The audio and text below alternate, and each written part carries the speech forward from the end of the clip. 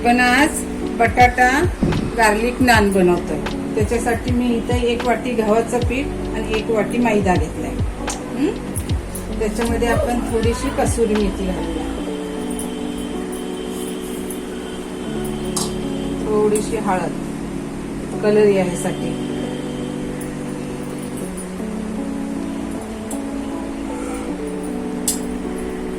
थोडं चवीनुसार मीठ,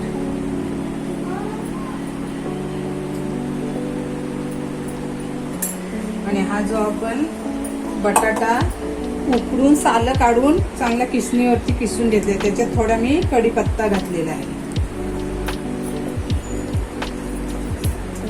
कोथिंबीर आहे, याच्या हाताने चोरून घेते। आता पाणी न टाकता आधी आपण ह्याला चांगलं मळून घेऊया। सगळं मिक्स करून घेतलंय। आता याच्यामध्ये ना 1 चमचा बेकिंग पावडर घालूया,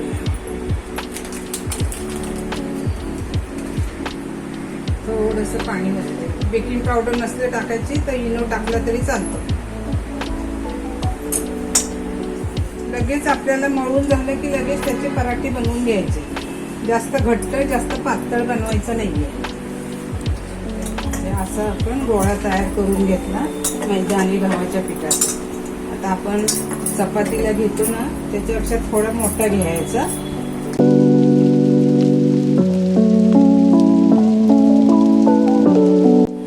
थोडंसं पीठ खाली टाकायचं। इथे तवा तापत ठेवलाय, जास्त जाड आणि जास्त पातळ असं नाही लाटायचं। आपण हॉटेलमध्ये जसं नान खातो ना तसं।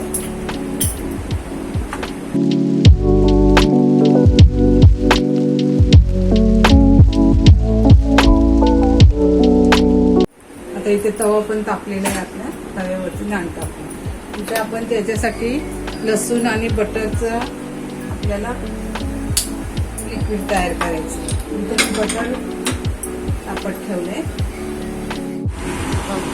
आता इथे आपलं बटर पण चांगला गरम झालं आहे। इथं मी बारीक लसूण बारीक अगदी किसून घेतले आणि थोडी कोथिंबीर घेतली, टाकूया।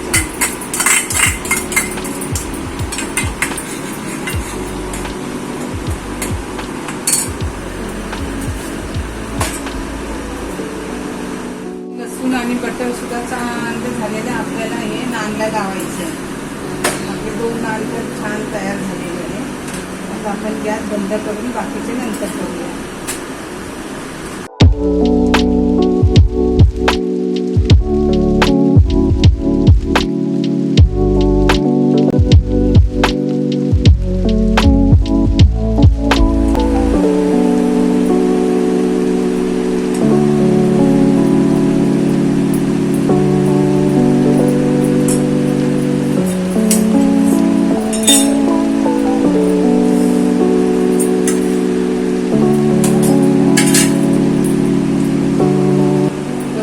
बटर लावायचं जसं हॉटेलमध्ये भेटतं तसं, म्हणजे मुलांना हॉटेलची आठवण पण येत नाही।